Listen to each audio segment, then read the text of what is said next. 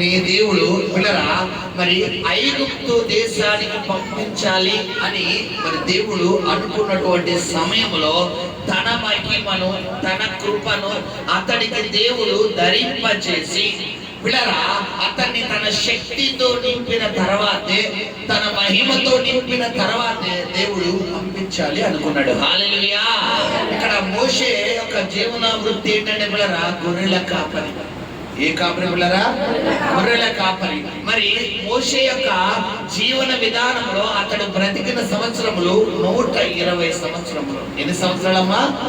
120 సంవత్సరములను మరి బైబిల్లో మోషే 120 సంవత్సరాలని మోషే 3 భాగాలుగా బైబిల్ వివరిస్తుంది. మొదటి 40 సంవత్సరాలు మోషే ఫరో కుమార్తె కుమారుడిగా పెరిగాడు.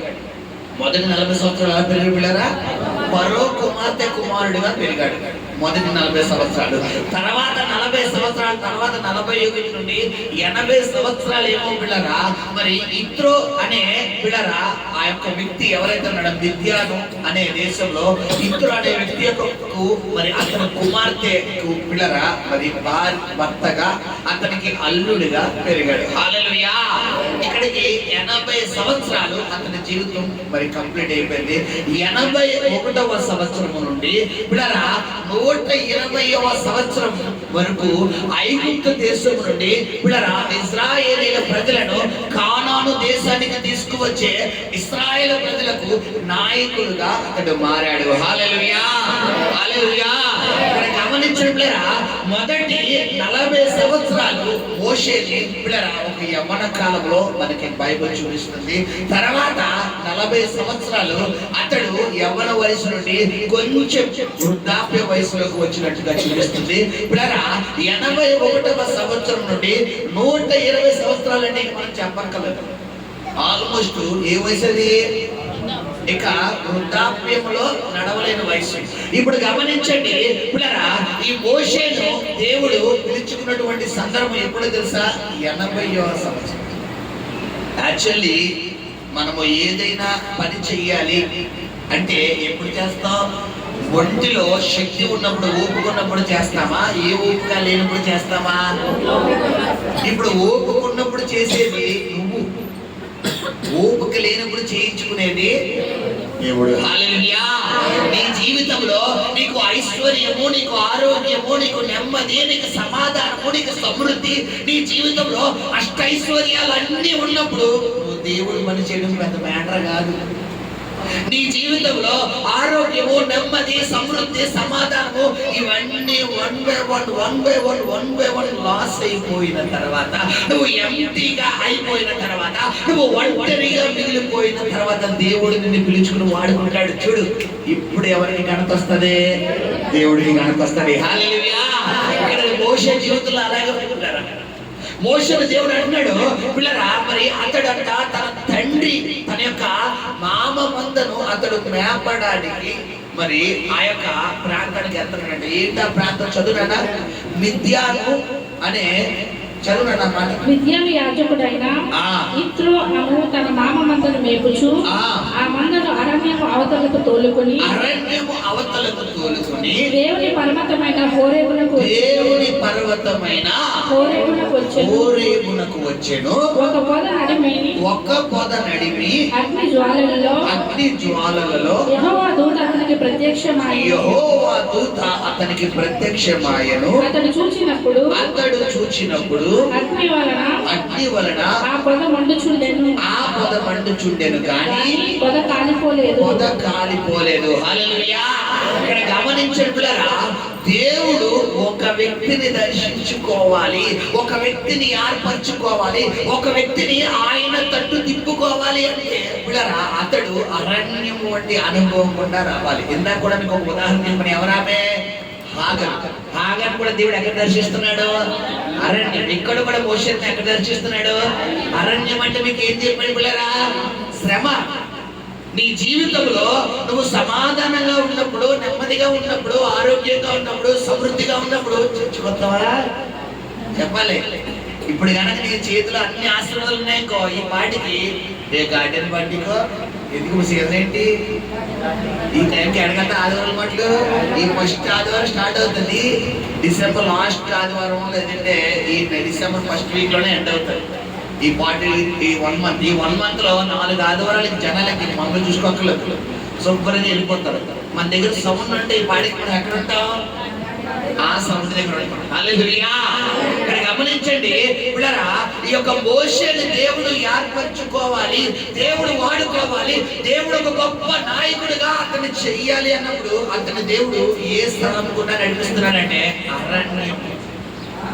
దేవుడు నిన్ను ఒక సాక్షిగా మలచాలి, ఆయన బిడ్డగా మలచాలి, ఆయన కుమారుడుగా కుమార్తెగా మలచాలి అంటే ఒక అరణ్యము వంటి అనుభవం కూడా దేవుడు నేను నడిపిస్తాడు. సహోదరుడా, ఈ అరణ్యములో ఆకలి ఉంటుంది కానీ ఆహారం ఉండదు. ఈ అరణ్యములో దాహం ఉంటుంది కానీ వాటర్ ఉండదు. ఈ అరణ్యములో భయం ఉంటుంది కానీ ధైర్యం చెప్పేవాళ్ళు ఉంటారు. ఈ అరణ్యంలో పిరికితనం ఉంటుంది. ఈ అరణ్యంలో సహాయం కోసం ఎదురు చూసేవాళ్ళగా ఉంటాము కానీ సహాయము చేసేవాళ్ళు ఉంటారు. అరణ్యం. నీ జీవితంలో ఒకవేళ అందరి చేత నువ్వు వెక్కిరించబడుతున్నావా, అందరి చేత వెలివేయబడుతున్నావా, ఎవరి సహాయము లేక ఏంటి నా బ్రతుకు నాకేం అర్థం కావట్లేదు, నా జీవితం నాకేం అర్థం కావట్లేదు, ఈ రోగం నుండి తప్పించేది ఎవరు, ఈ అనారోగ్యం నుండి విడిపించేది ఎవరు, ఈ సమస్య నుండి విడిపించేది ఎవరు, ఈ శోధన నుండి విడిపించేది ఎవరు, ఈ అరణ్యం వంటి అనుభవం నన్ను నడిపిస్తూ మరి నాకు సహాయం చేసేది ఎవరు. ఒకవేళ నువ్వు శ్రమ పడితే, ఒకవేళ ఆలోచన ఉంటే ప్రభు మధ్యాహ్న కాలంలో మాట్లాడుతున్నాడు. హల్లెలూయా. ఏంటంటే మోషేను అరణ్యంలో పిలిచిన దేవుడు నిన్ను కూడా ఈ మధ్యాహ్న కాలంలో పిలుస్తున్నాడు. హల్లెలూయా. గమనించండి, అరణ్యము గుండా వెళ్ళాడంట. తర్వాత హోరేబు అనే దేవుని పర్వతం దగ్గరకు ఆయన వెళ్ళాడంట. మొదటిగా దేవుడి దగ్గరికి రావాలి అంటే ఏమండి, ముందు అరణ్యంలోకి వెళ్ళాడా, ముందు దేవుడి పర్వతం దగ్గరికి వెళ్ళాడా? ఆ మాట చదువు సార్ కరెక్ట్ గా. ఆ మందను అరణ్యము అవతలకు తోలుకొని. అరణ్యము ముందు ఏదొచ్చింది? అరణ్యం అంటే అడవి.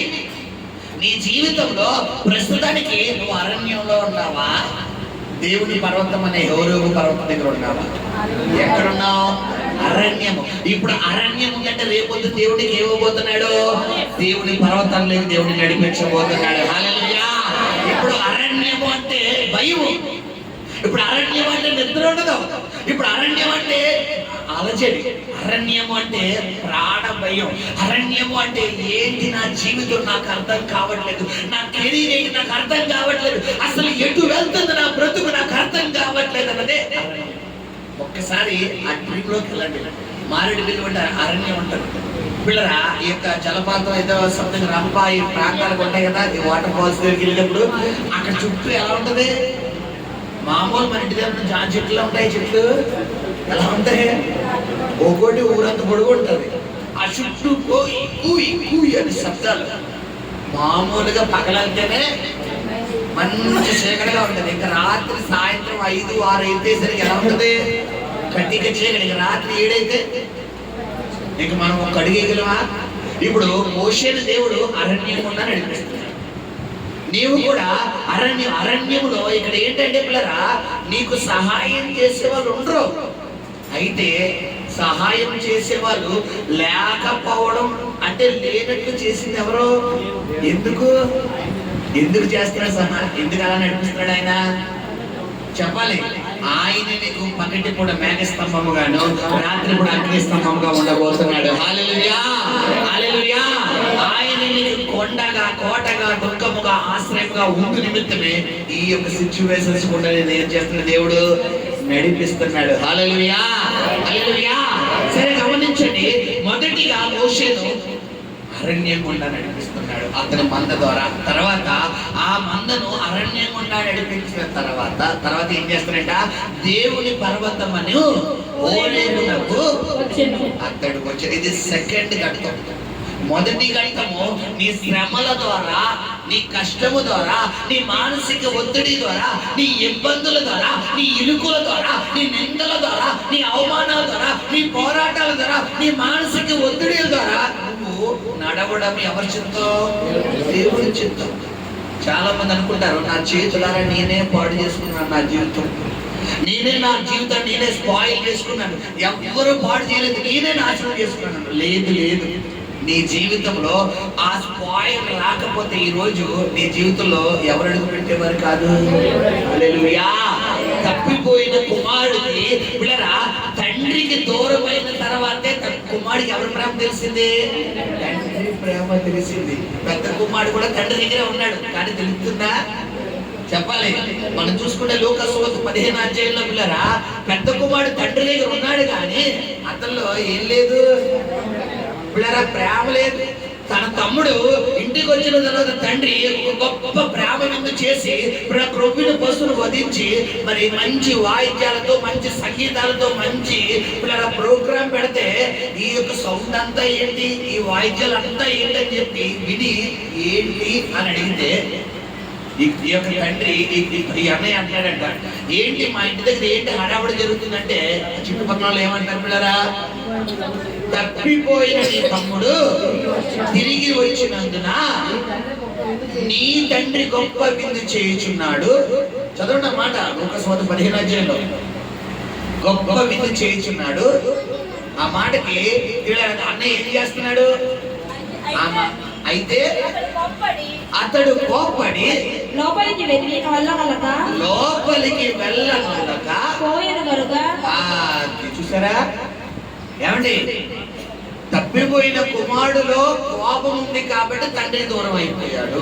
ఇతని కోపం బయటికి కనబడింది, వాడి పెద్దోడు కూడా ఉంది కోపం. ఎక్కడ కనబడతలేదు? కొంతమంది బయటికి కనబడవు, బయటికి మాత్రం యాక్టర్స్ అన్నమాట, మామూలుగా నటించడం. లోపల ఉండాల్సినవన్నీ ఉంటాయి. లోపల ఉండాల్సిన ఆ ద్వేషము, కక్షలు, పగలు, కోపము, శరీరకాలు అన్ని లోపల గొప్పలు గొప్పలు ఉంటాయి. పైకి మాత్రం సాత్వికం, చాలా నమ్మదస్తున్నారు. ఎవరంటే మా పెద్దోడిని చూడండి, మా పెద్దోడిని చూడనట్టు ఉంటుంది ఇక్కడ పిల్లరా. ఈ తప్పిపోయిన కుమారుడు తండ్రి దగ్గర దూరమైన తర్వాత అతడు సర్వం కోల్పోయాడు, అన్ని లాస్ అయిపోయాడు, అన్ని దూరం అయిపోయాడు. కానీ ఎప్పుడైతే కుమారుడికి అన్ని కోల్పోయాడో పిల్లరా అతడు ఎవరు ప్రేమ గుర్తు తెచ్చుకుంటున్నాడు?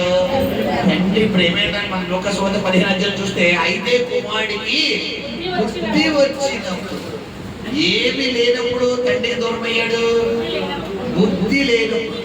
ఇక్కడ బుద్ధి అంటే యెహోవా ఆత్మ జ్ఞాన వివేకమునకు ఆధారమైన ఆత్మ. బుద్ధి అంటే జ్ఞానం. ఇప్పుడు జ్ఞానం ఇచ్చేది దేవుని ఆత్మ. అంటే కుమారులో ఏది లేనప్పుడు, ఆత్మ లేనప్పుడు ఎవరికి దూరం అయ్యాడు? ఎప్పుడైతే ఇతడు ఆత్మతో నింపబడ్డాడు, ఇప్పుడు ఎవరి దగ్గర అయిపోతున్నాడు? అంటే పెద్ద కుమారుడు తండ్రి దగ్గరే ఉన్నాడు, కానీ ఇతరులో ఏముంది? కోపం. కోపం అనేది ఏ ఆత్మ లక్షణం? అది దురాత్మ లక్షణం. ఇక్కడ తప్పిపోయిన తమ్ముడు తిరిగి వచ్చినందుకు కాదు, అవునా మా తమ్ముడు వచ్చిరా పోలే మా నాన్న ఇప్పటి నుంచి ఏడుతున్నాడు, ఆడిపోవడం రావాలి పోలే మా నాన్న బెంగపోయింది, చాలు తమ్ముడు వచ్చావా అని హక్ చేసుకోవాలి. ఇలా హక్ చేసుకుంటున్నాడా? వచ్చాడు ఆల్రెడీ అంతా తీసుకెళ్ళిపోయాడు, ఇప్పుడు నాది కూడా తీసుకెళ్ళిపోతాడు. అంతే, ఈడింటికి వచ్చాడు రా బాబా, దరిద్రం వదిలిపోయింది అనుకున్నా, మళ్ళా వచ్చాడా?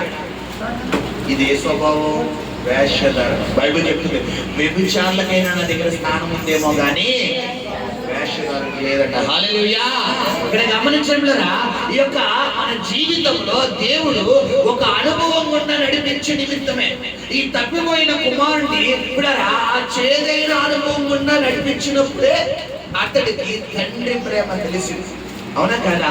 ఈ మోషేను అరణ్యం గుండా దేవుడు నడిపిస్తూ ఇప్పుడు ఎవరి దగ్గరికి రప్పించుకుంటున్నాడు? ఆయన దగ్గరికి రప్పించుకుంటాడు. హల్లెలూయా. రెండవదిగా దేవుని పర్వతం, అంటే దేవుని తట్టు తిప్పుకోవడం రెండో పాయింట్. మూడో పాయింట్ ఏంటి? చదువునా తర్వాత నిర్మాకాండ 3వ అధ్యాయంలోకి వచ్చింది. వెంటనే యెహోవా అతనికి ప్రత్యక్షమాయెను. అతడు చూచినప్పుడు అగ్ని వలన ఆ పొద మండుచుండెను గాని పొద కాలిపోలేదు. హల్లెలూయా. ఏమంటే ఇది అలా సాధ్యమండి? ఇక్కడ ఏదో అగ్గిపుల్లు వేసాను, ఏదో పేపర్ తగలబెడదాం అనుకున్నాను, పేపర్ తగలబెట్టిన విద్యుత్సాను మంట వస్తుంది, పేపర్ కూడా ఏమైపోతుంది? కాలిపోతుంది. ఇప్పుడు మోషే కదే జరుగుతుంది, పొద మండుతుంది కానీ ఇదేదో సంథింగ్ ఏదో డిఫరెంట్ గా ఉన్నది. అంటే గమనించండి, దీంట్లో ఉన్న సత్యం ఏంటంటే దేవుడు నీ జీవితంలో ఒక అద్భుతాన్ని చేసి ఆయన వైపు తిప్పుకునే దేవుడు. హల్లెలూయా. సరే, ఈ పొద మండుచున్నది కానీ కాలిపోలేదు, ఇది ఏమిటి అని తర్వాత ఏం చేస్తున్నారట? అప్పుడు మోషే ఆ పొద ఎలా కాలిపోలేదు, ఆ పొద ఎలా కాలిపోలేదని నేను ఆ తట్టు వెళ్ళి. హల్లెలూయా. ఆ తట్టు, ఈ తట్టు, ఈ తట్టు అంటే ఏంటో తెలుసా? చెప్పమంటారా? అరణ్యం అనే తట్టు, శ్రమలనే తట్టు, నిందలనే తట్టు, పోరాటం అనే తట్టు, మానసిక ఒత్తిడిలనే తట్టు, పిల్లల ఆకలి దప్పులనే తట్టు, టెన్షన్లు భయాలనే తట్టు. ఇది ఈ తట్టు. ఆ తట్టు ఉండబోతుంది, సమాధానం ఉండబోతుంది, ఆరోగ్యం ఉండబోతుంది, సమృద్ధి ఉండబోతుంది, నెమ్మది ఉండబోతుంది, ఆనందం ఉండబోతుంది. ఎన్ని రెట్లయితే నువ్వు ఆశీర్వాదం కోల్పోయావో అంతగా డబుల్ రెట్లు దేవుడు అక్కడ ఇవ్వబోతున్నాడు. హల్లెలూయా. ఈ తట్టు, ఆ తట్టు. ఇప్పుడు ఈ తట్టు నుండి ఆ తట్టులోకి మోసే అడుగు పెట్టాలి అంటే మధ్యలో ఒకటి నీకు దర్శనం అవ్వాలి. ఏంటా దర్శనం? మండుచున్న పొద. ఆ మండుచున్న పొద ఎవరో తెలుసా? యేసయ్య. హల్లెలూయా. నువ్వు యేసయ్యను దర్శించినప్పుడే, యేసయ్య నామాన్ని కొలిచినప్పుడే, యేసయ్యను నువ్వు కనిపించినప్పుడే, యేసయ్య నామాన్ని నువ్వు ఆరాధించినప్పుడే ఈ తట్టు నుండి ఆ తట్టుకు వెళ్ళగలవు. ఈ తట్టు నుంచి ఆ తట్టుకు వెళ్ళాలంటే ముందు నీకు రెండు జరగాలి. ఏంటి? ముందు నువ్వు ఏ అనుకోకుండా వెళ్ళాలి? అరణ్యం. ఏమండి, పొద అనేది ఊర్లో ఉంటుందా, అడవిలో ఉంటుందా? అరణ్యము అనేది ఊర్లో ఉంటుందా, అది ఊరు చివరుండేదా? ఇప్పుడు పిల్లరా, మోషే తన బంధువుల దగ్గర, తన రక్త సంబంధికుల దగ్గర, తన కుటుంబ సభ్యుల దగ్గర ఉన్నప్పుడు అరణ్యంలోకి వెళ్ళాడా? దేవుడు అందరితో ఉన్నప్పుడు అరణ్యం అనుభవం నడిపించడు. అబ్రహాంతో, అబ్రహమా, అది కనపడిన నీవు లేచి తండ్రి ఇంటి నుండి, దేశం నుండి, బంధువుల నుండి నువ్వు విడిచి నేను నీకు చూపించే దేశానికి వెళ్ళంటాడు. దేవుడు ఒక వ్యక్తిని ఏర్పరచుకున్నప్పుడు, ఒక వ్యక్తిని వాడుకోవాలనుకున్నప్పుడు, ఒక వ్యక్తి జీవితంలో దేవుడు వెలుగుతో నింపాలి అనుకున్నప్పుడు దేవుడు ఏం చేసి ముందు లెగవాలి. ఇందులోంచి నీవు ఉన్న కట్టుబాట్లలోంచి, నువ్వు ఉన్న సాంప్రదాయాల్లోంచి, నువ్వు ఉన్న అలవాట్లలోంచి, నువ్వు ఉన్న ఆచారంలోంచి, నువ్వు ఉన్న బంధకాల్లోంచి నువ్వు నిలబడినప్పుడే నీ జీవితంలో కార్యాలు చేస్తాడు. హల్లెలూయా. ఈరోజు నేను వాక్యం వినడానికి వచ్చాం. మా సహోదరులు మరి కొంతమంది భీమవరం నుంచి వచ్చిన వాళ్ళు ఉన్నారు, కొంతమంది పోలవరం నుంచి వచ్చిన వాళ్ళు ఉన్నారు, పిల్లలు ఇంకా దూర ప్రాంతం నుంచి వచ్చిన వాళ్ళు ఉన్నారు. ఇప్పుడు మీరు ఇంటి దగ్గరే ఉండి వాక్యం వినే ఒక మార్గం ఉంది. ఏంటా మార్గం? లైవ్. అది గంట సరిపోద్ది కదా. కానీ ఎందుకు వచ్చారు? ఒక్కసారి స్థలానికి రావాలి, ఒకసారి అయ్యగారితో మాట్లాడాలి, ఒకసారి ప్రార్థన చేయించుకోవాలి, మా గూడు మా సమస్యలు చెప్పాలి అన్న ఆలోచనతోనే కదా. మాట్లాడాలంటే నాకు ఏం చేయొచ్చు, కానీ అది బాగుంటుందా, ఇది బాగుంటుందా? ఇప్పుడు దేవుడి దగ్గరికి నువ్వు రావాలి అంటే అక్కడి నుంచి అంత ఖర్చు పెట్టుకుని ప్రయాసపడి ఉదయాన్నే లేచి సిద్ధపడి వచ్చామా లేదా? అవునా కదా? ఇప్పుడు ఈ ప్రయాస అంతా ఏంటో తెలుసా? దేవుడి దగ్గరికి రావడానికి నువ్వు పడ్డ ప్రయాస. హల్లెలూయా. ఒక మార్గం. ఈ మోషే నీ పిల్లరా, దేవుడు దర్శించాలి, దేవుడు అతన్ని వాడుకోవాలి, దేవుడు అతన్ని గణపరచాలి, ఎత్తైన స్థానంలో అతన్ని నిలబెట్టాలని దేవుడు ప్లానింగ్ ఉంది. ఆ ప్లానింగ్ ఉన్నప్పుడు దేవుడు ఏం చేస్తున్నాడు? అతను ఏ అనుభవం నడిపిస్తున్నాడు? అరణ్యం అనుభవం అంటారు. ఒక వ్యక్తి జీవితంలో దేవుడు అరణ్యం అనుభవం కూడా నడిపించినప్పుడు అతని జీవితంలో ఆశీర్వాదాలు వస్తాయి. హల్లెలూయా. యాకోబు కూడా మనకు అరణ్యం గుండానే నడుస్తున్నాడు. మనం చూసుకుంటే ఇస్సాకు కూడా అంతే, అబ్రహాం కూడా అంతే. బైబిల్లో గమనించండి, మరి ఆది కాండం దగ్గర నుంచి ప్రకటన గ్రంథం వరకు మరి ఆ దేవుని చేత ఆశీర్వదించబడిన వారు అందరూ అనుకోవాలి ఎలా ఉన్నాయి తెలుసా? అరణ్యమే. ఎందుకంటే ఎందుకు ఒక వ్యక్తిని దేవుడు అరణ్యం గుండా నడిపిస్తాడని మనం ఆలోచిస్తే పిల్లరా, అరణ్యము అనే అనుభవం గుండా నడిచినప్పుడే మనం ఎవరి దర్శనాన్ని పొందుకోగలం? దేవుని దర్శనాన్ని పొందుకోగలం. అరణ్యం గుండా మనం వెళ్ళకుండా దేవుడి శక్తిని పొందుకోగలం అంటే మన వల్ల కాదు. పౌలు కూడా ఎన్ని సంవత్సరాలు అరణ్యంలో ఉన్నాడని బైబిల్లో ఉంది? 14 సంవత్సరాలు అరణ్యంలోకి వెళ్ళిపోయాడు. అంటే ఏంటి అర్థం చెప్పాలి? అరణ్యం అంటే ఏం చెప్పాను మీకు? శ్రమ. నీ జీవితంలో ఒక శ్రమ గుండా నువ్వు వెళ్ళినప్పుడే, ఒక పోరాటం గుండా నువ్వు వెళ్ళినప్పుడే, ఒక నిందల గుండా వెళ్ళినప్పుడే, ఒక ఇబ్బందుల గుండా వెళ్ళినప్పుడే, ఒక మానసిక ఒత్తిడి గుండా నువ్వు వెళ్ళినప్పుడే దేవుడికి నువ్వు దగ్గర అవ్వగలుగుతావు. హల్లెలూయా. బైబిల్లో శోధించబడిన పిమ్మట సువర్ణంగా మార్చబడతావు. ఈ బంగారు గనుల్లో పిల్లరా, ఈ బంగారం అంట తీసేటప్పుడు చక్కగా 24 గోల్డ్స్ లో మెరుస్తుంది కదండి, అవునా? అలాగనే మెరుస్తుంది. అది ఎలా ఉంటది? నల్లగా మట్టి పెట్టి పడిపోయి ఉంటారు. ఆ బంగారు గనుల్లో తీసినటువంటి ఆ కార్మికులకు తప్ప అది మనకు తెలియదు అది బంగారం. అది తీసిన తర్వాత వారు ఏం చేస్తారు పిల్లరా? తర్వాత దాన్ని కొలిములు వేస్తారు. కొలిములు వేస్తే దాని మట్టి అంతా ఏమవుతుంది? కరిగిపోతుంది. ఇప్పుడు మనం కూడా ఒక బంగారమే. మనల్ని తీసుకుని దేవుడు ఏ కొలిములు వేస్తాడు? శ్రమలనే కొలిములో వేసి మనల్ని సూపరంగా కాలుస్తున్న 1 పేతురు గ్రంథము 1వ అధ్యాయంలో ఉన్న వాక్యం ప్రకారం ఆ యొక్క సత్యన మాట 1 పేతురు గ్రంథము 1వ అధ్యాయము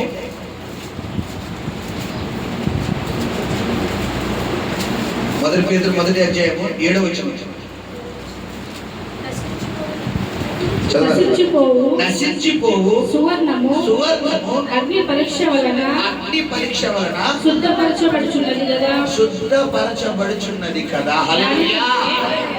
నశించిపోవు సువర్ణము అగ్ని పరీక్ష వలన శుద్ధపరచబడుచున్నది కదా. శుద్ధ అంటే ఏంటమ్మా? శుద్ధీకరణ అంటే ఏంటి? క్లీన్ అంటే శుభ్రం చేయడం, ఇప్పుడు తయారు చేయడం. ఇప్పుడు దేవుడు నిన్ను ఒక శ్రమలనే కొలిమిలో కాలుస్తున్నాడు అంటే రేపొద్దున నిన్ను దేవుడు మార్చేయాలనుకుంటున్నాడా, బంగారంగా తయారు చేయాలనుకుంటున్నాడా? చెప్పాలి. ఇక్కడ మేము బంగారం వాళ్ళు గట్టిగా చెప్పండి. అంతేనా? ఇక్కడ మేము బంగారం వాళ్ళు గట్టిగా చెప్పండి. లేదు పాస్టర్ గారు మేము మాడిపోతున్నారు గట్టిగా చెప్పండి. చెప్పాలి. నువ్వు మాడిపోతున్నావు అనే ఆలోచనలో ఉంటే నీకు హల్లెలూయా రాదు. లేదు మాస్టర్ గారు, దేవుడు రేపొద్దున మమ్మల్ని బంగారంగా మార్చు నిమిత్తమే శ్రమలనే కొలిమిలో కాలుస్తున్నాను గట్టిగా చెప్తావు. హల్లెలూయా. నశించిపోవు సువర్ణమును బంగారముగా మార్చి దేవుడు నీవు నేను ఆరాధిస్తున్న దేవుడు. హల్లెలూయా. ఒకవేళ కన్నీటి గుండా నువ్వు వెళ్తున్నావా? ఒకవేళ మానసిక ఒత్తిడి గుండా వెళ్తున్నావా? ఒకవేళ రాత్రి సైతం నిద్ర పట్టక ఏంటి అసలు అనే ఒక నశించిపోక అగ్ని పరీక్ష గుండా వెళ్తున్నావా? ప్రభునికి సువార్త చెప్తున్నాడు. ఏంటో తెలుసా శుభవార్త? రేపొద్దున దేవుని సువర్ణంగా మార్చాడు. హల్లెలూయా. ఈ బంగారము కాల్చేటటువంటి ఇది కొలిమిలో వేసినటువంటి ఈ యొక్క వ్యక్తులు ఎవరైతే ఉన్నారో పిల్లరా, వారి ఆలోచన ఫైనల్ గా ఎలా ఉంటుంది తెలుసా? ఆ బంగారము తయారయ్యే దాని మీద వాళ్ళు దృష్టి ఉంటారు. అవునా కదా? ఈ బంగారం పనిచేసేటటువంటి ఈ యొక్క వ్యక్తులు ఏమంటారు? కంసాలు. ఈ కంసాలు పిల్లరా, అది తయారు చేయలేనంత వరకు అది మట్టే. ఉదాహరణ మా జాయిల్ కాస్ట్ ఉంది లేదా భీమా జ్యువెలర్స్ ఉంది. ఆడికి వెళ్ళినట్లే మనకి ఇయర్ రింగ్ కానీ, హ్యాండ్ రింగ్ కానీ, నక్లెస్ కానీ, గొలుసు కానీ సంథింగ్ ఏదో తీసుకుందాం అనుకుంటాం. ఇప్పుడు ఈ గనుల్లో దొరికింది అన్నీ తీసుకొచ్చి ఆ షోరూమ్ లో పెట్టిస్తాం అనుకోండి. సార్ తీసుకోండి సార్, ₹1,00,000 బిల్ అంటే పైనుంచి కిందకి చూస్తాం అనుకో. అవునా కదా? అవునా కదా?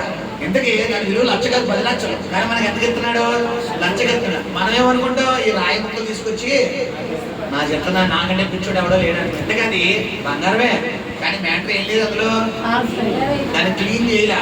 ఇప్పుడు మనం కూడా బంగారమే, కానీ మనల్ని క్లీన్ చేయలే. ఏది మనం క్లీన్ చేసేది తెలుసా? యేసు రక్తం. యేసు రక్తంతో మనం శుద్ధి చేస్తాను అంటున్నాడు ఆయన. శుద్ధి చేస్తారు, సూపర్గా కడిగేస్తాడు. ఆయన కడగాలి అంటే మనం ఆయనకు అప్పగించుకోవాలి. అవునా కదా? పిల్లలు ఉంటారు, పిల్లలు తల్లిదండ్రులు స్నానం చేయలేదు. కొంతమంది పిల్లలు స్నానం చేయించినవారు, మొహం కడిగినవారు, మొహం కడిగితే ఏం చేస్తారు? అడిగిపోయి తిప్పెడతారు. ఇప్పుడు తల్లి అప్పుడు దాకా ఓపిక చేసి ఒక్కసారిగా ఏం పట్టుకుంటుంది? ఇలా పట్టుకుని ఇలా అనగానే బండి చేతికి వచ్చారు. అవును కదా? అప్పుడు దాకా మెడ పట్టుకుంటారు, చేయి పట్టుకుంటారు, ఎల్లెల్లా తిరుగుతారు. ఇప్పుడు మొహం కడగాలంటే బండి చేతికి రావాలి. ఇక్కడ పట్టుకుంటే ఇంక తిరుగుతుందా? అది ఇక్కడ గమనించండి. దేవుడు కూడా ఎక్కడ పట్టుకోవాలో ఎప్పుడు పట్టుకోవాలో ఆయనకు తెలుసు. ఆయన దగ్గర ఉంది ఎంత సార్? బ్రేకులు వేసే వరం. ఎప్పుడు బ్రేక్ వేయాలనుకుంటే అప్పుడు బ్రేక్ వేస్తాడు. హల్లెలూయా. ఇక్కడ గమనించరా, మోషే జీవితంలో 80 సంవత్సరాల వరకు ఎక్సలేటరే కానీ బ్రేక్ లేదు. ఎప్పుడు ఎక్సలేటర్, ఎప్పుడు బ్రేక్ వేసాడు ఆయన? 81వ సంవత్సరంలో మోషేని దర్శించాడు. హల్లెలూయా. ఆ 80 సంవత్సరాల మోషే జీవితం అంతా ఒక ఎత్తు. 81 నుండి ఐగుప్తులో అతను అడుగు పెట్టింది మొదలు కానాను దేశానికి చేరే వరకు కూడా అతని జీవితంలో జరిగింది మరొక ఎత్తు. ఇప్పటిదాకా నువ్వు అరణ్యం గుండా వెళ్ళిందంతా ఒక ఎత్తు. 2025 జనవరి నుంచి దేవుడిని నడిపించబోతుంది మరొక ఎత్తు. హల్లెలూయా. ఈ దుఃఖ దినాలు సమాప్తం అవబోతున్నాయి. నీ కన్నీరు నాట్యముగా మార్చబోతుంది. ఎంతైతే మానసిక ఒత్తిడి గుండా, ఎంతైతే ఇబ్బందులు కొలుగుండా, ఎంతైతే నిందలు గుండా, ఎంతైతే పోరాటాలు గుండా, అసలు నా జీవితం ఏంటనే ప్రశ్న కూడా స్థలానికి వచ్చావు. ప్రభు నీతో మాట్లాడుతున్నాడు బిడ్డ. అతి త్వరలో నీ కన్నీరుని నాట్యముగా మార్చబోతున్నాడు. నీ దుఃఖం సంతోషంగా మారబోతుంది. హల్లెలూయా. హల్లెలూయా. గమనించండి, ఈ యొక్క మోషే ఈ తట్టు నుండి ఆ తట్టు ఎప్పుడు వస్తాం? ఆ తట్టు అన్నాను, ఆ పొదను చూసినప్పుడే. ఆ పొద కనుక మోషే కనబడలేదు అనుకోండి, ఏమండి ఈ యొక్క అరణ్యముకు ఈ యొక్క గొర్రెలను తీసుకెళ్ళేటప్పుడు డైలీ వెళ్తాడా, అప్పుడప్పుడు వెళ్తాడా? మరి డైలీ కనబడాలి కదా, అవునా కదా? డైలీ కనబడాలి కదా. డైలీ ఎందుకు కనబడలేదు చెప్పాలి? చర్చి టైం 10 గంటలు అవగానే మనకి ఎక్కడున్నా ఏ గుర్తుకొస్తుంది? ఈ రోజు చర్చ్ పొద్దున 7 గంటలకు చర్చి గుర్తుకొచ్చినా మొత్తమా? ఎందుకు? ఇంకా టైం అవ్వలేదు. దేవుడు కూడా అంతే. 2024 డిసెంబర్ 31 వరకు నీకు ఇంకా టైం అవ్వలేదు. జనవరి 1 నుంచి టైం అవ్వబోతుంది. హల్లెలూయా. ఆయన రంగ ప్రవేశం చేయబోతున్నాడు. ఆయన జీవితంలో అడుగు పెట్టబోతున్నాడు. నీ కన్నీరుని నాట్యముగా మార్చబోతున్నాడు. హల్లెలూయా. హల్లెలూయా. హల్లెలూయా. మరి ఆ తట్టుకు వెళ్ళాలి అంటే నువ్వు మధ్యలో 2 మార్గాలు ఎదుర్కోవాలి. ఒకటి అరణ్యము, 2 మండుచున్న పొద. ఆ మండుచున్న పొదను కూడా మోషే ఎలా చూస్తున్నాడు? దీర్ఘంగా చూస్తున్నాడు. ఏదో కామన్ గా చూస్తే మోషేగా డౌట్ అవుతుందా? చెప్పాలి. ఇప్పుడు అడవిలో కొన్ని తగలడిపోతాయి, అవునా కాదా? కొన్ని అడవులు తగలడిపోతాయి. తగలడిపోతున్నప్పుడు అక్కడ మంటలు ఉంటాయంటే దగ్గరికి వెళ్తావా, దూరంగా వెళ్ళిపోతావా? ఇప్పుడు మోషే అక్కడ మండుతుందంటే దగ్గరికి వెళ్ళాలా, దూరంగా వెళ్ళిపోవాలా? ఎందుకు వెళ్ళిపోవాలి? అది అడవి. ఏదో గడ్డిపేట అనుకోండి, ఏదో నీళ్ళేసి ఆపేస్తాం. లేదా ఏదో కాగితాలు అనుకోండి, నీళ్ళేసి ఆపేస్తాం. అది ఏంటది? అడవి. అంటే ఎక్కడి నుండి ఎక్కించి ఎటు మంట వస్తుందో, ఎటు ప్రమాదం చుడతాదో తెలియదు. ఇప్పుడు ఒక పక్కన దేవుడి దగ్గరికి నువ్వు రావాలి అంటే చుట్టూ పరిస్థితులు నీకు అనుకూలంగా ఉంటాయా? ప్రార్థన చేయనిస్తాడా సాధనగాడు? వాక్యం చదవనిస్తాడా? చర్చి వైపు మళ్ళెత్తాడా? దేవుడి వైపు మళ్ళెత్తాడా? చుట్టూ వేసేస్తాడు రౌండ్, చుట్టూ వేసేస్తాడు రౌండ్. ఇప్పుడు దేవుడి దగ్గరికి మండుచున్న పొద దగ్గరికి మోషే వెళ్ళాలి అని ప్రయత్నం చేశాడు, సక్సెస్ అయ్యాడు. హల్లెలూయా. నీవు ఇప్పుడు ప్రథమ స్థానంలోనే ఉన్నావు. అంటే ఏంటి? ఫస్ట్ స్టేజ్ లో ఉన్నావు. ఏంటా స్టేజ్? అరణ్యం. సెకండ్ స్టేజ్ లోకి వెళ్తేనే నీవు ఆ తట్టులోకి వెళ్ళబోతున్నావు. హల్లెలూయా. ఆ సెకండ్ స్టేజ్ లోకి వెళ్ళాల్సిన బాధ్యత నీ చేతుల్లో ఉందా, దేవుని చేతుల్లో ఉందా? అంటే మోషే ఆ మండుచున్న పొద అంటే యేసయ్యను దీర్ఘంగా చూస్తున్నాడు. కామన్ గా చూస్తే మండుతుంది ఏదో అన్నట్టు ఉంటాడు. కానీ అక్కడ మనం చూసుకుంటే చదువుతున్న మాట చదువుతుంటే నిర్మకాండ వచనంలో ఆ పొద మండుచున్నదే కానీ పొద కాలిపోలేదు. అప్పుడు మోషే ఆ పొద ఎలా కాలిపోలేదు, నేను ఆ తట్టు వెళ్ళి. హల్లెలూయా. అంటే మోషేలో దేవుడు ఒక ఆలోచన పెట్టాడు. ఏంటి చెప్పాలి? ఇటే బ్రా, నాకు ప్రార్థన చేయి, ఇలారా ఇటు ఇటు ఈ మార్గం వెళ్ళరా, దా నా మోకన సరళ మోకరించు, అయిపోయింది దా నేను కార్యం చేయబోతున్నాను, ఇటే బ్రా అని లోపల నుంచి దేవుడు ఏం చేస్తాడు? మోషేని పిలుస్తున్నాడు. ఇప్పుడు మోషేకి ఆ స్వరం క్లారిటీగా వినబడుతుంది. కానీ మధ్యలో ఏమొచ్చేసింది? సాతానుగాడు వచ్చి మనకెందుకులే మనకెందుకులే అంట. ఇప్పుడు పొద మండుచున్నది, వెళ్ళ కాలిపోవడం లేదు, వెళ్ళాలని ఆశగా ఉన్నది, పరిస్థితులు అనుకూలించట్లేదు, ఏం చెయ్యాలో తెలియదు. ఇప్పుడు మోషే ముందడుగు వేయడం బెటరా, మనకెందుకులే గొడవ, మనం గొర్రెలు కాసుకుని వెనకెళ్ళిపోవచ్చు అనుకోవడం బెటరా కదా? అసలు మోషేకి అవసరమా అక్కడ? మోషే వచ్చిన పని ఏంటి? ఆ గొర్రెలకు మందను మేపడం కోసం వచ్చాడు. కానీ మోషే అంటే నడిపించింది ఎవరు? చెప్పలే. హల్లెలూయా. మోషే నడిపించింది ఎవరు? ఇప్పుడు నిన్ను కూడా ఇక్కడ దేవుడు మందసం అనేటటువంటి ఇక్కడ మంట దగ్గర నడిపించింది ఎవరు? హల్లెలూయా, హల్లెలూయా. నడిపించిన దేవుడే ఆ తట్టు కూడా తీసుకెళ్ళబోతున్నాడు. మనం మహిమపడతాం. హల్లెలూయా, హల్లెలూయా. మోషేను అరణ్యం గుండా నడిపించింది ఎవరు? దేవుడే. ఆ పొద దగ్గరికి తీసుకెళ్ళింది ఎవరు? దేవుడే. తీసుకెళ్ళిన దేవుడే ఆ తట్టు తీసుకెళ్ళింది కూడా ఎవరు? దేవుడే. హల్లెలూయా, హల్లెలూయా. గమనించండి, ఎప్పుడైతే ఆ తట్టు అంటే ఎవరేపు పర్వతం అంటే మండుచున్న పొద అనే దేవుడు స్థలము దగ్గరికి ఎప్పుడైతే మోషే అడుగు పెడుతున్నాడో 15 సెకండ్ ఎవరు కార్యం చేస్తున్నారు? దేవుడు కార్యం చేస్తున్నాడు. హల్లెలూయా. వెంటనే తట్టుకొచ్చాడు. తల చదువున్నాడు. దానిని చూచుటకు అతడు ఆ తట్టు వచ్చుట యెహోవా చూచెను. హల్లెలూయా. ఏమండి, ఆ తట్టు రావడం వరకే ఎవరి ప్రయత్నం? ఎవరి ప్రయత్నం? మోషే ప్రయత్నం. ఆ తట్టు వచ్చిన తర్వాత కార్యం చేయడం ఎవరి ప్రయత్నం? నువ్వు దేవుడి తట్టు రావడం వరకే నీ పని. బైబిల్ అంత ప్రార్థించుట నీ వద్దు, అంతే. నువ్వు ప్రార్థన చేయడమే నీ పని. యోహాను సువార్త 11వ అధ్యాయం ఒకసారి ఆ మాట చదివి మళ్ళీ వద్దాం. యోహాను సువార్త 11వ అధ్యాయము 11వ అధ్యాయము యోహాను సువార్త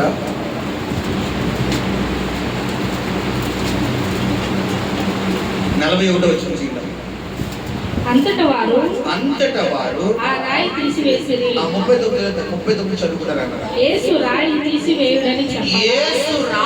తీసివేయుడని చెప్పగా చనిపోయిన వాడి సహోదరి అయిన మార్త. హల్లెలూయా. ఏమండి, సమాధి చెయ్యబడింది ఎవరు? లాజరు. అతని కుటుంబ సభ్యుల పేర్లేంటి? మరియా, మార్త. ఆ వ్యక్తిని తిరిగి లేపడానికి వచ్చింది ఎవరు? యేసయ్య. ఆయనతో పాటు వచ్చింది ఎవరు? ఆయన శిష్యులు. ఇప్పుడు శ్మశాన సమాధి దగ్గరికి వెళ్ళాడు. వెళ్ళి పిల్లరా, ఎవరిని? సమాధిలో ఉన్న లాజరును బయటికి లేపిన దేవుడు రాయిని దొర్లించగలడా లేదా? చెప్పాలి, చెప్పాలి. రాయిని దొర్లించడం ఎవరు వద్దు? చెప్పాలి. శిష్యుల పేర్లు ఎవరిని ఎట్టుకోవాలి ఇక్కడ? రాయి అంటే ఏంటి? నువ్వు ప్రార్థన చేయడం నీ వంతు, రాయిని దొర్లించడం నీ వంతు, సమస్యతో మాట్లాడడం ఆయన వంతు. హల్లెలూయా. రాయిని దొర్లించి నీ వంతు, నువ్వు ప్రార్థన చేయి. డోంట్ వరీ, ఆయన నీ పక్షంగా కార్యం చేయబోతున్నాడు, నీ పక్షంగా అద్భుతం చేయబోతున్నాడు. గొల్లియాతు 6 అడుగులుంటే ఏంటి, 60 అడుగులుంటే ఏంటి, 6000 అడుగులుంటే ఏంటి? నాన్సెన్స్. నీ దేవుడికి సింహాసనం ఏంటి? ఆకాశం పాతబడి ఏంటి? ఇప్పుడు ఆడెంత పొడుగుంటే ఏంట్రా బాబు? ఈ సౌలు టీం అందరూ గొల్లియాతునే చూస్తున్నారు, ఎవరికి చూస్తలేదు. దేవుడు ఆకాశముందు ఆశీనుడైన వాడు నవ్వుతున్నాడని కీర్తనగాడు చెప్తున్నాడు. వీళ్ళని చూసి ఏంట్రా బాబు, దాన్ని చూస్తే నేను ఉన్నాను కదా, ఒక్కసారి నా తట్టు తిరగరా అబ్బాయి అంటే. ఈ 40 రోజులు బట్టి సౌలు అనే టీము ఎవరు చూస్తున్నారు? లేదమ్మో, ఆడు ఈడు చూడండి రా బాబు, ఆడు దాలు చూడండి రా బాబు, ఆడు నిల్లు చూడండి రా బాబు, ఆడి వల్ల అయ్యి బాబోయ్ అప్పు తీరదు, ఈ అనారోగ్యం తగ్గదు, నాకు ఈ సమస్య పోదు, నా భర్త మారడు, నా బిడ్డలు మారడు, నా గర్భం తెరవబడదు, నాకు వివాహం జరగదు, నా అప్పులు తీరవేక, అయిపోయింది, నా చరిత్ర అయిపోయింది అని గొల్లియాతునే చూస్తున్నారు. 2 రోజులు బట్టి పాపం 40 రోజులు బట్టి. మొదటి సమయంలో 16వ అధ్యాయంలో మనకు కనబడుతుంది. 40 రోజులు బట్టి చూస్తున్నారు. 41వ రోజు స్క్రీన్ లో అడుగెట్టాడు. ఎవడో దావీదు అడుగెట్టాడు. ఏం లేదు, వచ్చాడు అని ఏంటని ఆడవిడ ఏంటి కేకలను పడుతున్నా ఏంటని అంటే పక్కన చెప్తున్నాడు, ఏం లేదు తమ్ముడు, గొలియాతులో ఉన్నాడు ఫిలిస్తీన్లో, వాడి షూలు వాడు హైట్ చూసే ఎంత ఉందో, ఆడికి సెపరేట్ గా విల్లా కట్టారు, ఆడు విల్లాలో ఆడే రాజు. మరి ఆడు ఛాలెంజ్ ఇస్తున్నాడు ఏంటంటే, ఇజ్రాయేలీ ప్రజలు చొప్పున మీరు ఒకరు రండి, ఫిలిస్తీన్లు చొప్పున నేను ఒకరు వస్తాను, ఆడు నేను కొట్టుకుంటాం, ఎవడు విన్ అయితే ఓడిపోయిన వాళ్ళకి దాసులు అని అన్నాడు. ఓకే బాగానే ఉంది, మరి వేసేయచ్చు కదంటే ఏ వేసేది, ఆడి హైట్ చూసే ఎంత ఉందో, ఆడి కత్తి చూసే ఎంత ఉందో, ఆడి ఈటి చూసావా ఎంత ఉందో, మీ అన్నలో ఇదిగో రాజుగారి సైన్యం ఇదిగో లక్షల మంది ఉన్నారు, 40 రోజులు బట్టి వెళ్తున్నారు, వెళ్దాం అనుకుంటున్నారు, ఆడ అరుపులు చూసి వెనక్కి వచ్చారు. ఎవడికి ధైర్యం సరిపోలేదు అన్నట్టారు. అవునానియా? ఓకే బాగానే ఉంది. ఎందుకంటే సభ్యుడికి ఏంటి బహుమానం అంటే, రాజుగారి కుమార్తెను ఇస్తారంట, రాజుగారి సింహాసనం ఇస్తారంట, పై స్థలాన్ని తీసుకెళ్తారు. ఓకే ఆ పనులు కూడా బాగున్నాయి. ఓకే ఒకసారి ఇల్లు వచ్చేస్తానంటే ఏంటి ఇల్లు వచ్చేసింది, ఆడి కట్అవుట్ చూసే ఎలా ఉందో, ఆడి బస్ స్టాండ్ చూసే ఎలా ఉందో, నువ్వేం చేసే కదా అనియా, నీకేం చేయలేననియా. రంగంలోకి ఎవరు అడిగేస్తారు, జీవం కలిగిన యెహోవా సైన్యాన్ని తిరస్కరించుటకు సున్నతి లేని ఫిలిష్తీయుడు ఏ పాటి వాడు అన్నాడు. హల్లెలూయా. గొలియాతును అన్నలందరూ సౌలు టీం అందరూ ఆలకలతో చూశారు. బట్ దావీదు కళ్ళతో చూడలేదు, దేవుడి కళ్ళతో చూశాడు. హల్లెలూయా. నీ సమస్యను నీ కళ్ళతో చూసేంత వరకు నీ సమస్య నీకు ఎలా కనబడుతుంది? గొలియాతే నీకు ఇంక బతకాలని ఉండదు, నీకు బతకాలని ఇంకా నీకు ఇంకా ఆకలేదు, నిద్ర పట్టదు, టెన్షన్ భయం. ఎప్పుడైతే నీ కళ్ళు కాదు, ఎవరి కళ్ళు మారిపోవాలి? యేసయ్య కళ్ళులా మారతాయి. గొలియాతు తలను తగినరికి తీసుకొచ్చేస్తావు. హల్లెలూయా. ఒకటే అంటున్నాడు, అరే నానా వస్తున్నాను చూడరా, యేసయ్య నామములో అడుగు పెడుతున్నాడు, ఈ దినమున యెహోవా నిన్ను నాకు ఎప్పుడో అంటున్నాడా? 40 రోజులు బాబు ట్రై చేశారు. ఎవరో సౌలు టీం ఒక్కడి వల్ల ధైర్యం చేశాడా? కారణం ఒకటి ఏంటి, వాళ్ళు ఎవరి ముందట్లేదు. మరి ఇక్కడికి వచ్చిన మీరందరి జీవితాల్లో ఆ శ్రమలు పడడానికి ఇన్ని రోజులు కారణం ఏంటి? మీరు ఎవరిని ముద్దట్లేదు. ముందు ప్రభు నీకు ఎందుకు బాధ, నేను వెళ్తాను. నీకెందుకు ప్రభు శ్రమ, నేను వెళ్తాను. నీకెందుకు ప్రభు టెన్షన్, నేను మోస్తానండి. ఇన్ని రోజులు ముందుకెళ్ళావు. అందుకని మన ఈ రోజు ప్రభు వాక్యంలో ఏం మాట్లాడుతున్నాడు? ఈ తట్టు కాదు చెప్పాలి, ఆ తట్టు అనాలి. ఆ తట్టు అనండి, ఆ తట్టు యేసయ్య తట్టులోకి రా, దేవుని పక్షంగా కదలబోతున్నాడు. హల్లెలూయా. హల్లెలూయా. ఎప్పుడైతే ఈ మోషే ఆ తట్టుకు వచ్చాడో, ఇప్పుడు మోషేతో ఎవరు మాట్లాడడం మొదలు పెడుతున్నారు? దేవుడు మాట్లాడడం మొదలు పెడుతున్నాడు. హల్లెలూయా. నువ్వు అరణ్యములో ఉన్నంత వరకు దేవుడి స్వరం నీకు వినపడదు. ఒకవేళ స్వరం వినబడినా నీకేమనిపిస్తుంది? అడవిలో ఎవరైనా మాట్లాడితే మనకి ఎలా ఉంటది చెప్పాలి. హలో హలో అన్నారు, మొత్తం బిక్కమేసేస్తాం. మనిషి కనబడితే ధైర్యం, స్వరం వినబడితే భయం. ఇప్పుడు ఈ తట్టులో ఉన్నంత వరకు భయం, ఆ తట్టుకు వచ్చాక ఇంద్రియ నిగ్రహంతో దేవుడు నింపుతాడు. హల్లెలూయా. ప్రభు మాట్లాడుతున్న మాట ఏంటంటే, ఇన్ని రోజులు ఈ తట్టు ఉన్నాం, ఈ ఆదివారం దేవుడితో మాట ఆ తట్టుకు రా, నీ పక్షంగా దేవుడు కార్యం చేయాలి. హల్లెలూయా. హల్లెలూయా. ఎప్పుడైతే ఆ తట్టుకు మోషే రాగలిగాడో, తర్వాత చదివిన ముగించుకున్నాం. చదివినా, దేవుడు ఆ పొద నడుమ నుండి మోషే మోషే అని పిలిచెను. మోషే అని పిలిచెను. హల్లెలూయా. ఏమండి, మోషే నా పేరు మోషేగా ఏమన్నా పిలిచేసినట్టుందా? చెప్పాలి. మోషే అని పిలుస్తున్నాడు అంటే ఇది ఎవరి స్కెచ్? చెప్పాలి. దేవుడి స్కెచ్చే కాదా? జక్కయ్య ఎవరిని చూడడానికి చెట్టు ఎక్కాడు? ఏసైని చూడడానికి చెట్టు ఎక్కాడు. ఏసయ్య జక్కయ్య దగ్గరికి వచ్చి, బాబు ఎందుకమ్మా చెట్టు ఎక్కువ, నీ సమస్య ఏంటని అడగాల? జక్కయ్య చెట్టు దిగన్నాడా? పేరు జక్కయ్య చెప్పుకోవాలా, ఏసయ్య చెప్పాలా? జక్కే చెప్పుకోవాలి. కానీ అక్కడ ఏం జరుగుతుంది? జక్కయ్యా చెట్టు దిగయ్యా, నేడు నేను నీ ఇంట ఉండాల్సి ఉందండి. అంటే ఇప్పుడు జక్కయ్య అందరికంటే ముందు పరిగెట్టేటట్లు చేసింది ఎవరో? చెట్టు ఎక్కని చెప్పింది ఎవరో? చెట్టు మీద ఉండేటట్లు ఆశపడి చెప్పింది ఎవరో? ఇప్పుడు నిన్ను ఎక్కడి నుంచో తీసుకొచ్చింది ఎవరో? ఇక్కడ కూర్చోబెట్టింది ఎవరు? దేవుడు వాక్యం కొరకు ఆశతో వచ్చి రప్పించింది ఎవరు? దేవుడు మాట వినిపిస్తుంది ఎవరు? రేపుత్రు నీ బంధకాలు విర్రగొట్టబోతుంది ఎవరు? నీ కాడిని విర్రగొట్టబోతుంది ఎవరు? నీ మీద సాతాన కాడిని విర్రగొట్టబోతుంది ఎవరు? అప్పు అనే కాడిని విర్రగొట్టబోతుంది ఎవరు? పడిపోయి సొమ్మ సిల్లిపోయి మోర్చిల్లిపోయిన నుండి తిరిగి లేపబోతుంది ఎవరు? మోషే మోషే అని దేవుడు మోషే అని పిలుస్తున్నాడు. ఇంకొక మాట చదువుకొని ముగిద్దాం. వెంటనే పిలుస్తుంది ఏమైందంట? ఏమా? అందుకతడు చిత్తము ప్రభువా అనెను. అప్పుడు ఆయన దగ్గరకు రావద్దు, నీ పాదముల నుండి అది దగ్గరకు రావద్దని ఎందుకన్నాడు తెలుసా? మోషే దేవుడి దగ్గరకు రావడానికి అతని కాళ్ళకు ఒకటి ఆటంకం ఉంది. చెప్పులు అంటే ఏంటి? మన భాషలో సమాధానం, బైబిల్ భాషలో చెప్పులు అంటే ఇలా ఇంకోటి కూడా బంధకం. ఏ బంధకం? మోషేకి లోక సంబంధమైన బంధకం.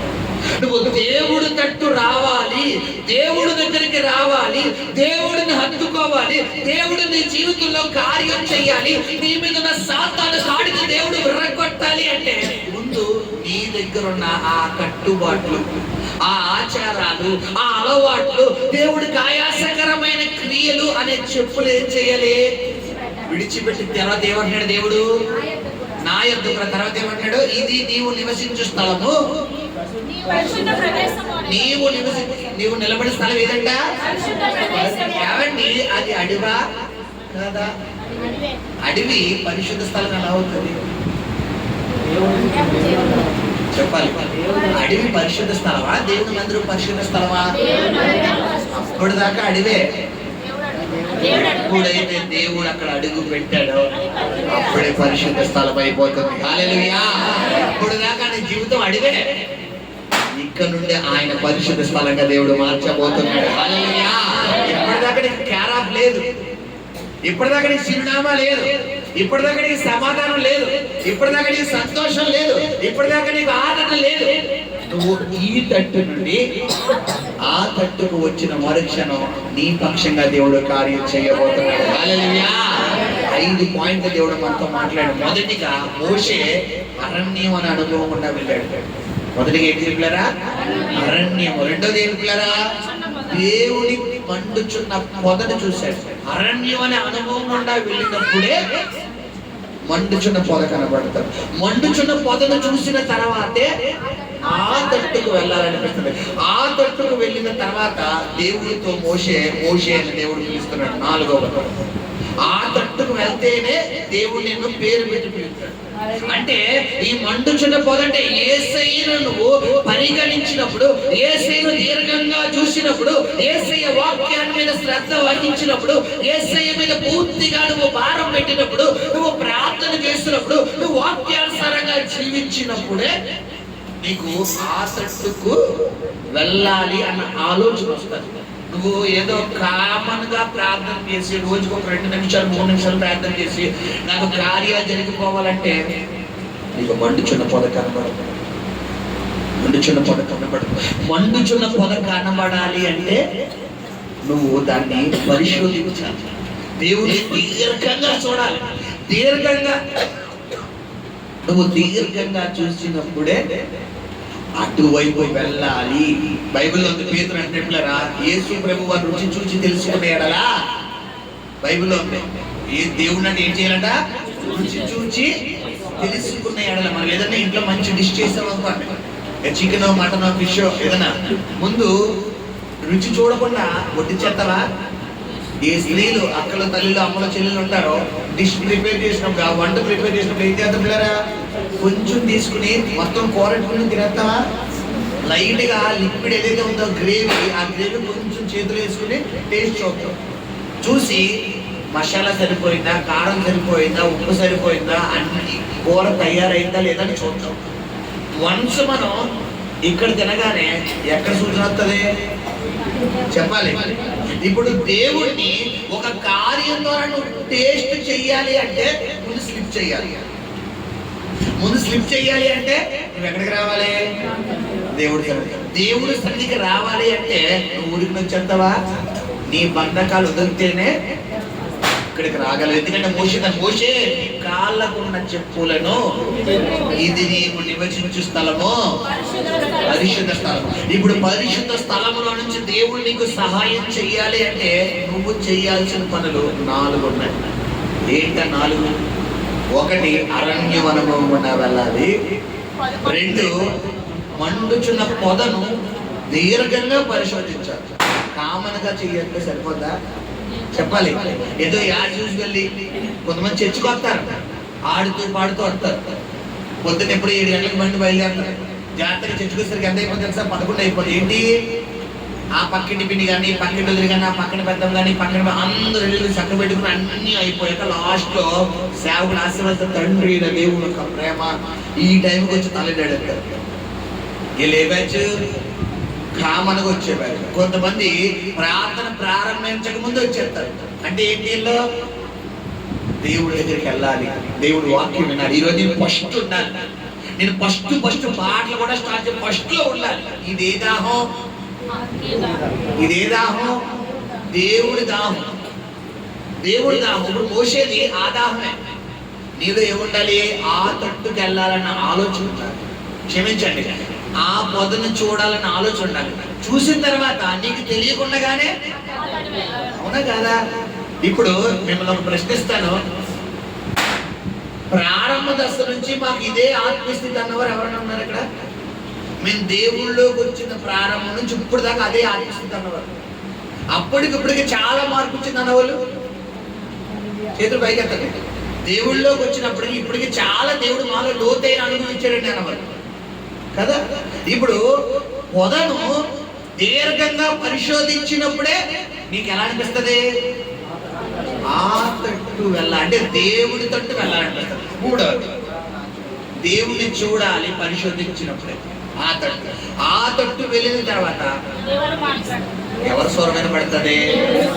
ఈ స్వరము దేవుడి స్వరము ఒకవేళ వింటే సాతాను గారి స్వరం నీకు వినపడుతుందా? బైబిల్ ఉంది, నా గొర్రెలు నా స్వరము వింటాయి. నువ్వు దేవుని స్వరం వింటున్నావు అంటే అతి త్వరలో నీ బంధకాలు తెగిపోబోతున్నాయి. హల్లెలూయా! ఎంతమందికి సంతోషంగా ఉంది? ఎంతమందితో దేవుడు నాతో మాట్లాడుతుంది? హల్లెలూయా! 4 నువ్వు చేస్తే ఏంటి? 5వది దేవుడు నీ జీవితంలో కార్యం చేయబోతున్నాడు. హల్లెలూయా!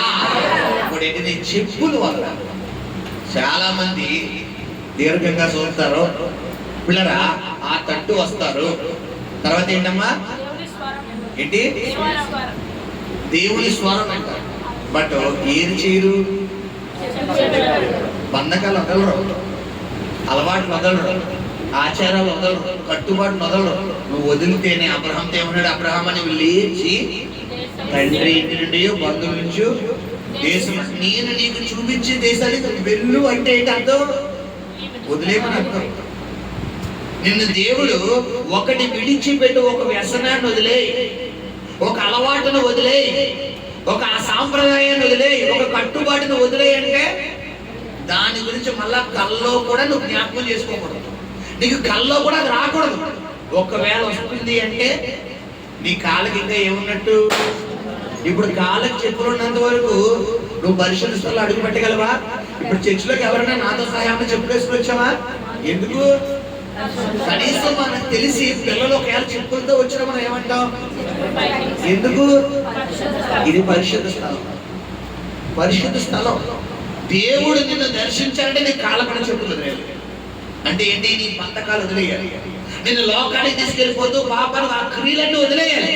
అన్ని వదిలేస్తేనే దేవుడు నీ జీవితంలో కార్యాలు చేస్తాడు. హల్లెలూయా! దేవుడి కొద్ది మాటలు విడిగా నీవు శాసించి నడిపించును గాక. ప్రార్థన. పరిశుద్ధము నమ్మకము కనికరము కలిగిన ప్రియ పరలోకపు తండ్రి,